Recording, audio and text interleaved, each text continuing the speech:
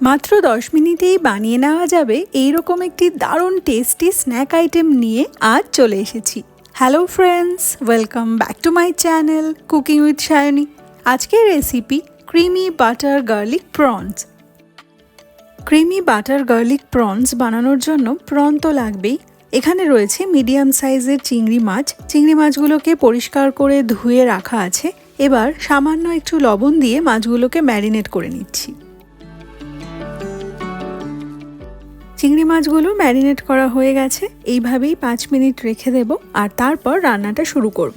একটা frying pan গরম করে তার মধ্যে ঢেলে দিলাম 2 টেবিল স্পুন সাদা তেল। তেলটাও গরম করে নিয়েছি। এবার ম্যারিনেট করে রাখা চিংড়ি মাছগুলো গরম তেলের মধ্যে ছেড়ে দিচ্ছি। এখানে প্রায় 20-22 পিস মতন চিংড়ি মাছ রয়েছে। এবার এই মাছগুলোকে 3-4 মিনিট সময় ধরে লো টু মিডিয়াম হিটে ফ্রাই করে নেব।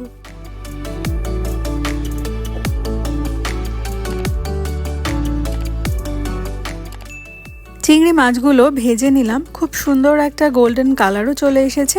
এবার কড়াই থেকে তুলে অন্য পাত্রে রেখে দিচ্ছি।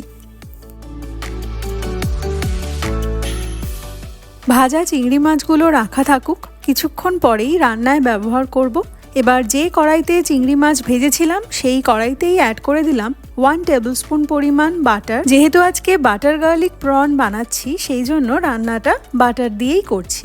ফ্লেমটাকে লোতেই রাখবো। এবার বাটারটা মেল্ট হওয়া পর্যন্ত অপেক্ষা করছি। বাটারটা মেল্ট হয়ে গেছে। এবার অ্যাড করে দিচ্ছি 1 টেবিলস্পুন পরিমাণ মিহি করে কুচিয়ে রাখা রসুন।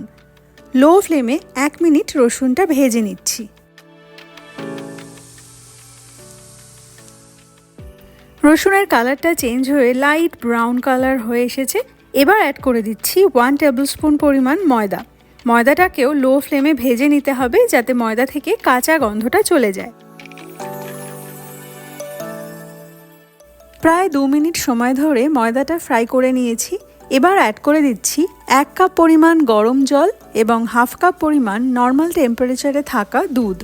এবার জল আর দুধের সাথে ময়দাটাকে খুব ভালো করে মিশিয়ে দিতে হবে যাতে ময়দার কোনো রকম দলা থেকে না যায়।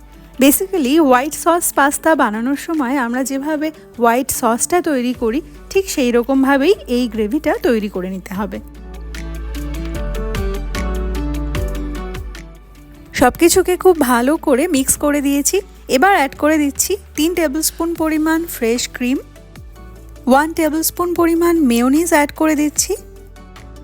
ছড়িয়ে দিচ্ছি 1 টিস্পুন পরিমাণ অরেগানো।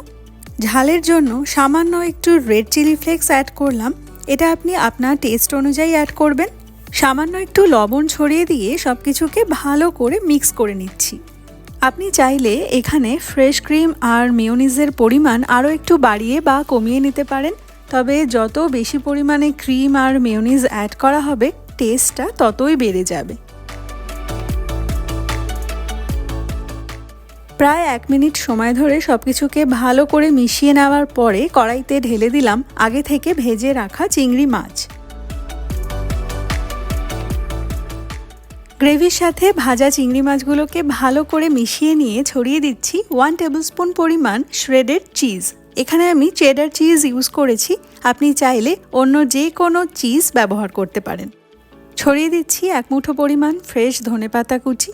এবার সব কিছুকে আরও একবার মিশিয়ে নেব আর খেয়াল রাখতে হবে চিজটাও যেন সম্পূর্ণ গলে যায়। আমি এখানে যে চিজটা ব্যবহার করেছি সেটা 10-12 সেকেন্ডের মধ্যেই মেল্ট হয়ে যায়, সেই জন্য আমাকে আর খুব বেশি সময় রান্না করতে হবে না, কারণ চিজটা মেল্ট হয়ে যাওয়ার পরেই গ্যাসের ফ্লেম অফ করে এটা গরম গরম সার্ভ করতে হবে।